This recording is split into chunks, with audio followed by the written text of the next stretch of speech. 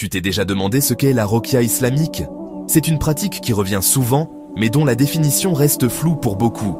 La roqya est une méthode de guérison et de protection basée sur la récitation de versets du Coran, accompagnée de prières prophétiques.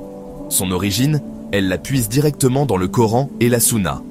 D'ailleurs, il y a ce verset puissant: nous faisons descendre du Coran ce qui est guérison et miséricorde pour les croyants. 17:82.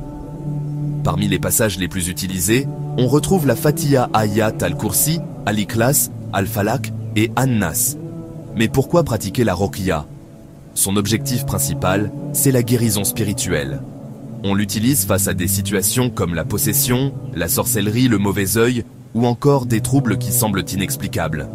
Mais la roqya, c'est aussi une protection du quotidien.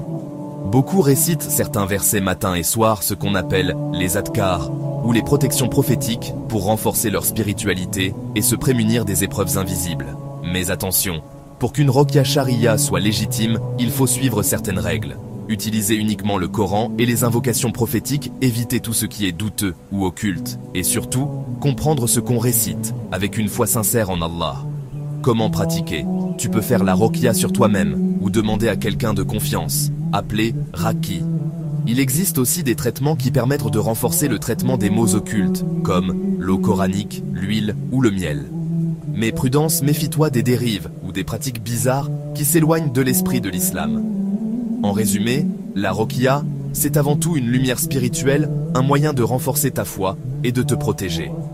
Ce n'est pas de la magie, ni une solution miracle, mais un chemin vers plus de paix intérieure. Et avant de conclure, n'oubliez pas d'invoquer la bénédiction et le salut sur le prophète Muhammad.